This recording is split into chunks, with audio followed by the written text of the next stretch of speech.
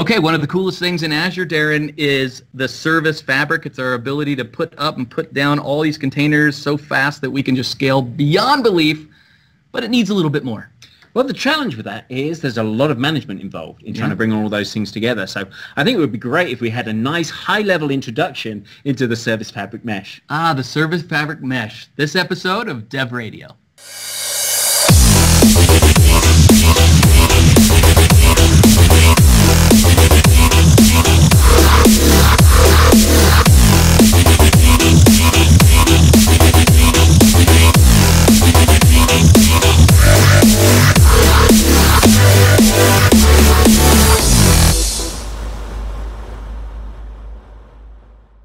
Hey, and welcome to the next episode of Dev Radio. I'm Jerry, and I'm here with Daren. Hiya, Daren. Hey, Jerry. How you doing? Daren, in the cloud era that we live in today, applications are bigger and bigger, yet they are littler and littler at the same time. You know what I mean? Yeah, they've evolved from a single web service with multiple functions to leveraging microservices. But as we've kind of evolved more towards this cloud architecture, we've got these microservices in containers, and we're having to manage more and more infrastructure and stuff.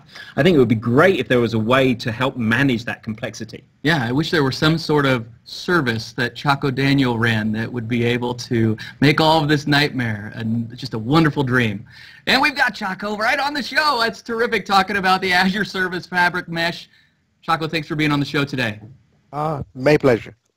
All right. Now, for anybody in our audience who may wonder who you are, introduce yourself for us.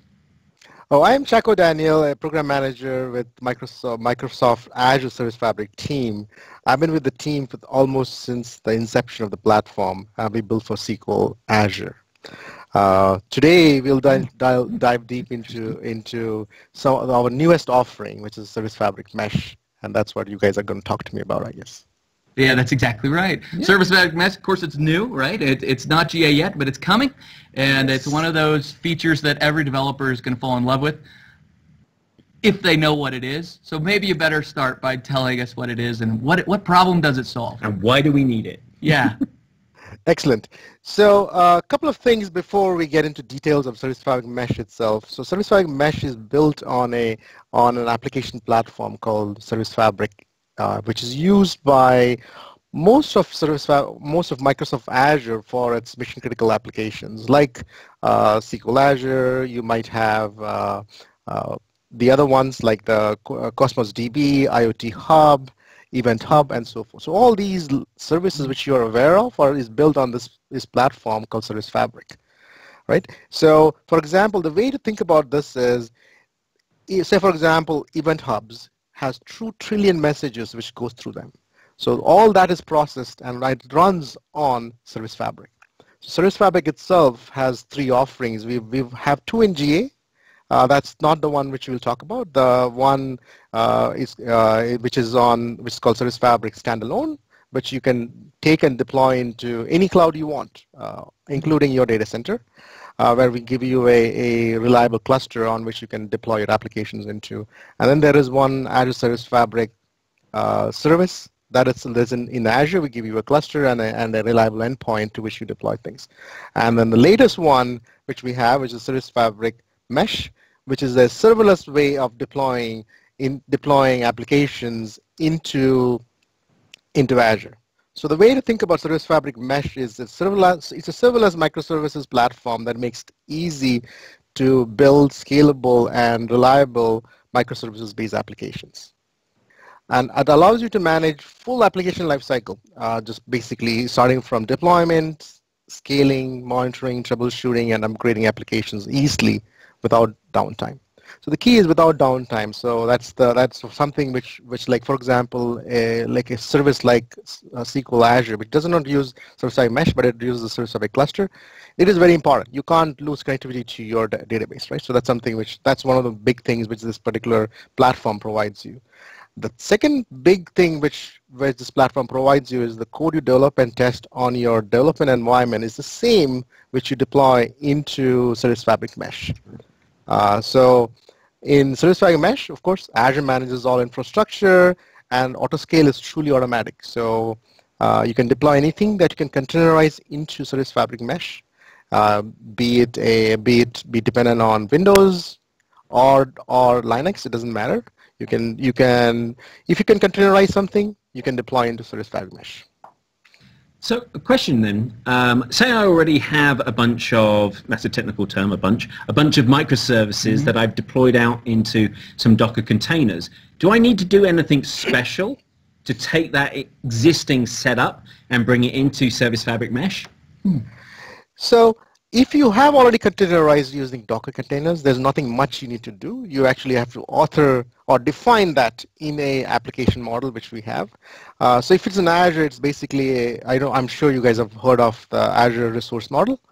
So that is the application model which you will use. Define these your containers as saying, here is how an application is formed. An application contains these many services, and each of these services have one or more containers. For example, if you have a pod definition, you will have more than one container which you want to live together. Otherwise, you just are saying what is the size of your container, how many do you need, what is the OS or base image which you need, or that's a little config which we have, which allows us to place you properly. Other than that, there's nothing much you need to do. If you're familiar with, say, for example, Docker Compose, and maybe that is what you've been using for your microservices, this app model will look very, very close to it. Docker Compose plus pods would almost look the same. Okay. That's what I would say.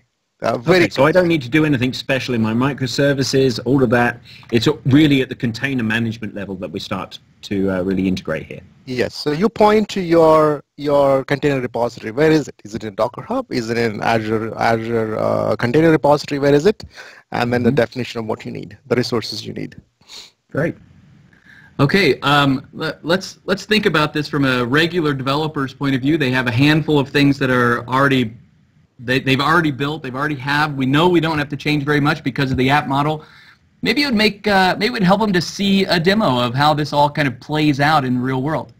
Okay, so what I'll do is I will start to set up an application which I already have, and I'll talk about what it is, and then we'll go through the template or the manifest which you will deploy into Azure, and that'll answer your question. Cool. Okay. Okay, Chacko, I can see your screen. I'm a big Disney fan. This is good. Can you see it okay, Daren? Yeah, I can, yeah. I love the fireworks. All right, excellent. So this actually is the setting up of my demo. So what I'll do is I'll walk through this application which I have in front of me. So this application is made of 4 microservices. The Disney Castle itself is a website which basically is tracking all these fireworks which each of these services 1, 2, and 3 are emitting. At this point, my service actually has only one instance. So it says service 1, then service 2, 1, and then this third one is also 1. And each of them emits 3 kinds of fireworks, the red, green, and blue. So let's look at the backend so that I answer your question about how the application model looks like. So anyone who is deployed into Azure is familiar with Azure resource model. So it's as long as you're familiar with it, it's a very simple thing to do here. The top portion just says that, well, I'm actually going to deploy into East US. Other than that, and here are the resources, and nothing new there. So the very first thing which happens here is you define your network to which all these 4 services are listening into, and I'm going to use that for communication. So here's the network definition, Microsoft Service Fabric Mesh WAC networks, and it is a layer 4 network, of course, and there is the website which is listening at port 8080, and the application name is Fireworks app, and the service name is web, and its endpoint which I have defined here as a web listener. So let's just now get through and see what the application itself is made of. So the very first thing you define is, okay, here's my application definition. Here's the namespace. Namespace happens to be Service Fabric Mesh. Okay. And these are now these contains multiple services. So let's just go define each of these services down here. Oh, a little bit up there. Yeah, the first service which I have, again, it's defined like this. So it's Microsoft.Service Fabric Mesh WAC services. The very first one, as I was saying, is a web service. It is of the type of OS type Linux. It is deriving from this Alpine image which I have, and this is where I have stored my image at. It's in the Azure container registry. And in this case, you just say, how many containers do I have? So we have the keyword code packages here.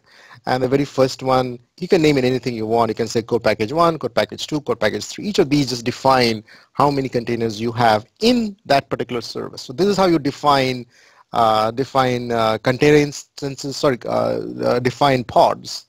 So if you guys are familiar with the Kubernetes, the term pods apply when you're sharing the namespace and the network locally.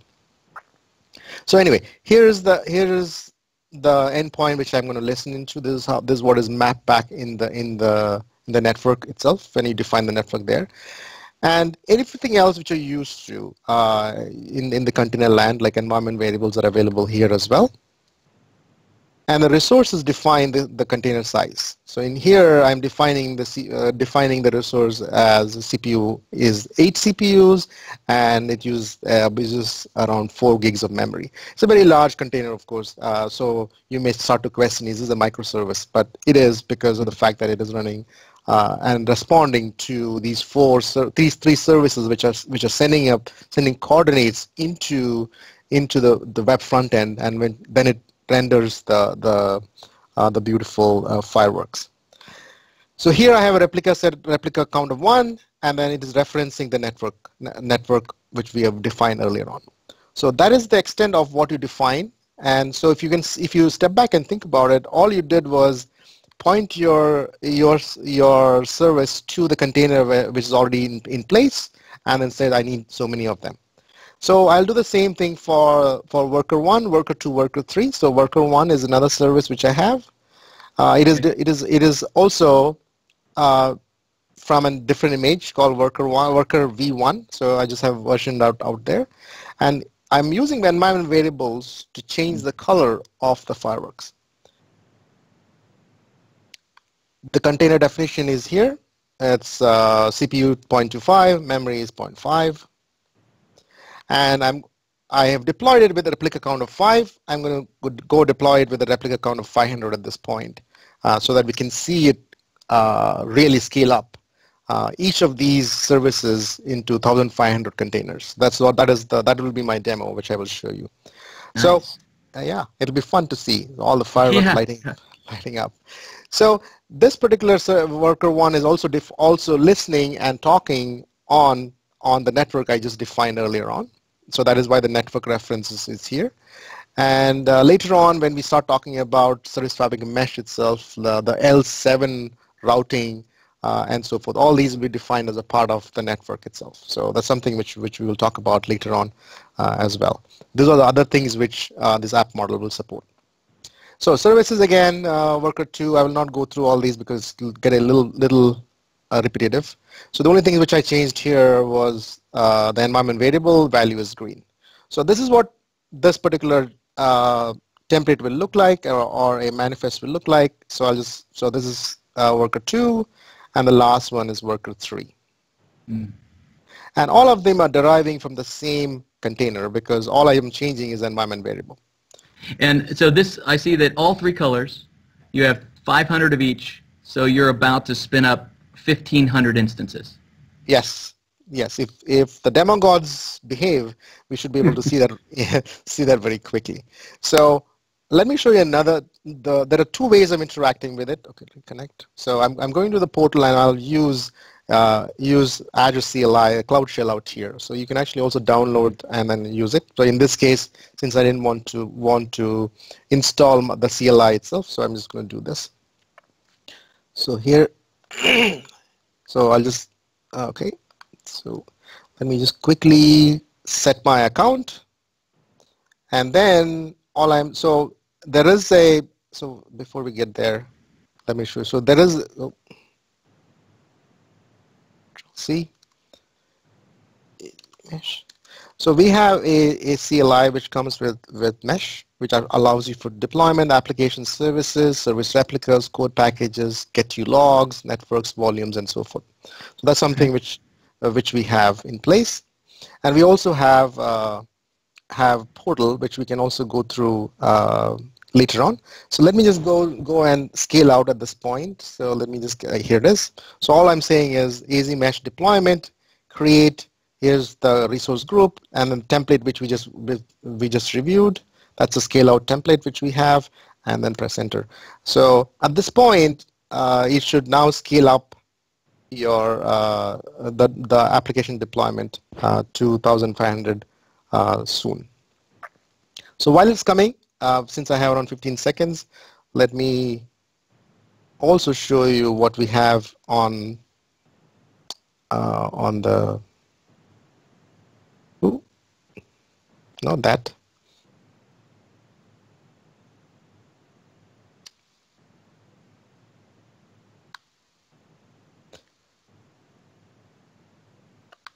Okay, so it'll come up. So the same things which we just showed. Let me just go back before we miss the thing. So it'll happen soon. So we should see in a few seconds that the scale out will start to happen. It's already started to happen for service 2 and 3. That's shock and all right there. That's awesome. So what oh my gosh. This is the fireworks maker's dream. No, that's an umbrella of defense right there. So the reason for showing this is not that every customer will need this or every dev will need this. It's just everybody needs fireworks on their website. This is fabulous. Of course. So in around 30 seconds, you're able to scale from 4 containers to 1,500 some containers on demand. So without having to think about infrastructure, without having to think about anything else. So that actually was the power of it. You can have auto-scale definitions for it, so that if your website becomes very popular and want to have more workers at the back end or the front end, you can easily do that in Service Fabric Mesh. That actually was the point of this demo. But making fireworks, of course, makes it more fun, and then people seem to grok it better. Yeah, totally. And if you were to edit that JSON file and change your number of instances down, you would just redeploy it, and it would just correct it based on whatever your changes were. Correct. So in this case, I was very explicit. You could actually, most likely in a real environment, you would write auto-scale rules. So yeah, the auto-scale rules will allow you to do this scaling without having a human intervention. But to answer your question, yes, that actually is true. Chacko, I'm looking at all these fireworks on your screen. This must be killing your processor, 1,500 different individually rendered fireworks? Yes, so that actually is true. So that's one of the reasons when I was talking about the container itself for the backend, which is for the web, it was actually having 8 cores. The reason was it actually takes up a lot of these. And then additionally, there's another interesting thing, which is the use of the coprocessor, which you have on my laptop. So by default, Edge uses it. So if you were trying this out on Chrome, unless you set it up to use the coprocessor, it actually will not render. So Edge does a better job than Chrome in this scenario. Nice. Well, that's good to know. All right, talk to me a little bit about the app model, just so I can wrap my head around it.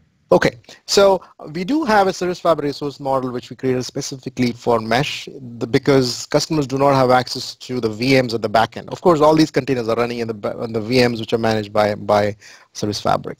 So in here, there are 2 icons you see on this. This means that the one which is the Pentagon is the Service Fabric icon for clusters, and the one below it is the mesh cycle. So what it's saying is the same resource model can be deployed on-prem, Azure, or to mesh. So it is a simple, we came up with a simple declarative way to deploy and manage applications. And then you can define more than applications, of course. We saw applications and networks. We'll talk about gateways, secrets, volumes, and routing rules, which are all the things which you can also do, and hence the name Service Fabric Mesh. A lot of customers ask us these questions. Why did you call it Mesh? Because in the end, when you look forward, a lot of applications will be polyglot, and these applications do not really care whether your container is running Java, whether it's .NET, as long as there are clear APIs defined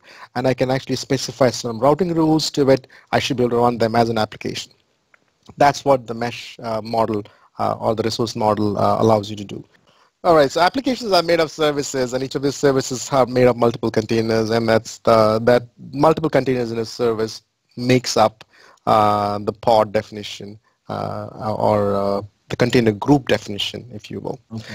And then each of these will start to talk to each other using networks. And then there are other things like volumes, which we'll just cover in a bit.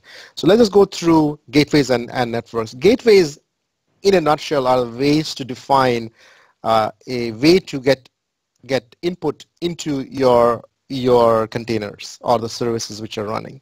So that is how the gateways are defined. So as a default, Service Fabric gives you an isolated network. So in this case, Service A, Service B, and Service C get an isolated network, and so they can talk to each other in that isolated network. At that point, if you don't define a gateway, like our website actually in that demo was listening on 8080, so it actually has a gateway. So that would be the case here, and then unless you have an open network, which is connecting to using a network, there will be no connectivity back into your application.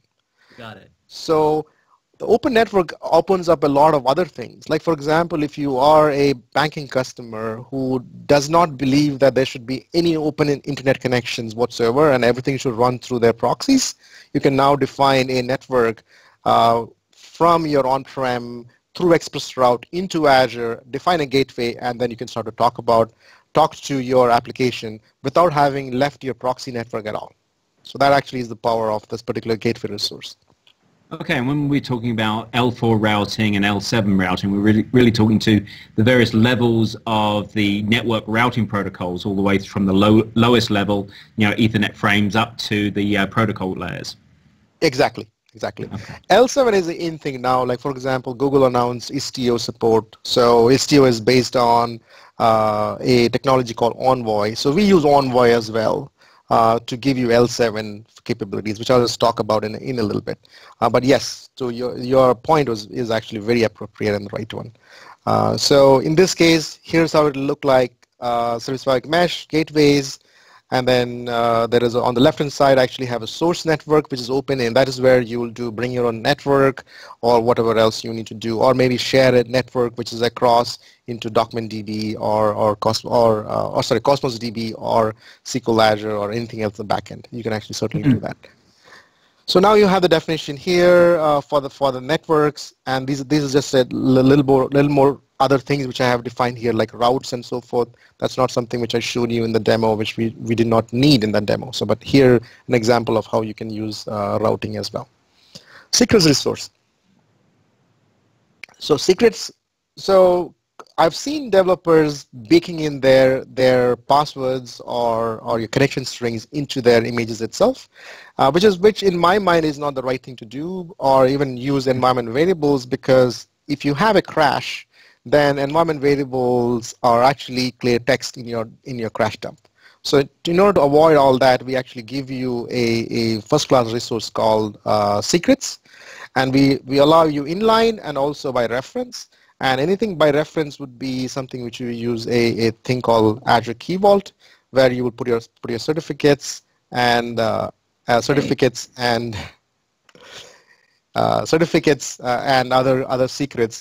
you can use that by reference. There's also another technology called MSI, which is the Managed Service Identity, which AAD gives you, the Azure Active Directory gives you, and that will allow you to auto-roll certificates and so forth. And that's something which will integrate with, and you can use the same token to talk to other Azure resources. So that's something which is coming as well. So let me give you an example. Just to jump in there, just a quick question. You mentioned what sounded like a really great best practice around leveraging the secrets resource as opposed to hard coding them in your infrastructure. Is there a location where you would direct people to see more of these sort of best practices? So for services, I have a talk which talks about that, and then certainly there is not one place I can send you to at this point, but yeah, I don't have a single place I can send you. There is a talk which I have which talks about the fact that don't use environment variables or even config values if you can avoid. It's best to use secure places like Azure Key Vault, because they also have hardware security instead of in addition to the software security to keep your certificates and secrets safe. Okay, well, maybe we can share a link to that talk. Okay, Yeah. will do. Cool. All right, so here is a simple JSON snippet. So I wanted to just show you guys that. So here's the Service Fabric Mesh VAC secrets. In this case, the top one is called inline value. So you're defining a resource where you will store the key, and then secrets VAC values would be where you will store the property of the value itself. So in this case, it actually is at least out in the config so that you can rotate the config and not disturb your deployment itself if you want to ever change it, and it allows you for versions. So that's one of the big reasons where you should use this resource. Don't check that into GitHub. Yes, please don't. If you can avoid it. In your public repo, yeah, perfect place for it. Got it. All right, so resources is another volume, is the other resource which we have. It actually allows you to make your services stateful.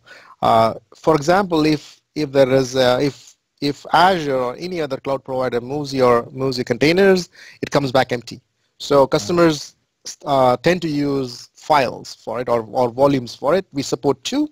Azure file storage itself is as a storage, and another one is a volume disk.